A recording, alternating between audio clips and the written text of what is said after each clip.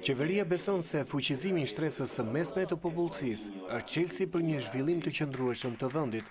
Vetë Ministri i Mirëqenies Sociale dhe Rinisë Blendi Klosi shprehet se mbrojtja e interesave të shtresës së mesme që duhet të nisë që në bankat e shkollës do të ishte një hap i sigurt për të ardhmen. Ne kemi zgjedhur të ndërtojmë në Shqipëri një sistem të qëndrueshëm të arsimit dhe formimit profesional, i cili mund të ndryshojë dhe do të ndryshojë nivelin ekonomik të shtresës mesme në Shqipëri.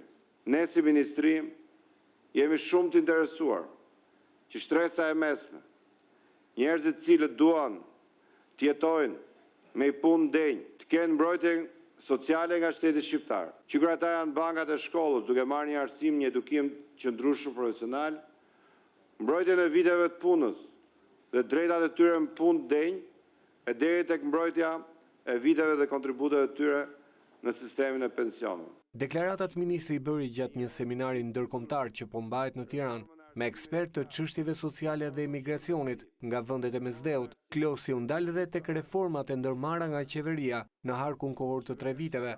Reformat cilat kanë qenë të thella, reformat cilat kanë qenë me shumë pikpyetje, reformat cilat kanë qenë mbase me problematika të caktuara edhe sociale, janë që gjitha reforma që kemi ndërmarrë në bashkëpunim të plot me partnerët tanë social. Mëtej ministri Blendi Klosi, i shoqëruar dhe nga kreu i Biznes Albania Luan Bregasi, vizituan panajirin ndërkombëtar ndërtime dhe klimatermika, ku prezantojnë risit më të fundit të teknologjisë ndërtimore, 47 kompani të ndryshme nga Shqipëria, Maqedonia, Turqia, Kosova, Greqia dhe Italia.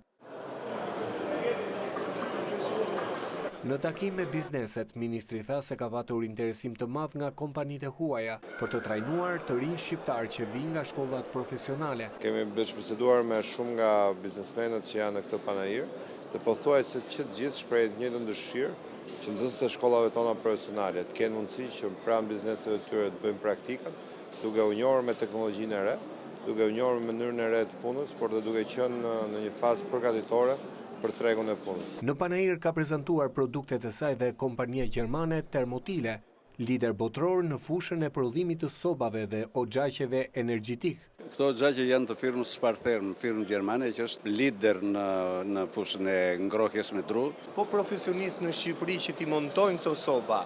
Firma jonë ka njerëz të specializuar, të cilët ne i specializojmë në Gjermani. Pra, i merrni nga Shqipëria dhe i specializoni në Gjermani? Në Gjermani, po.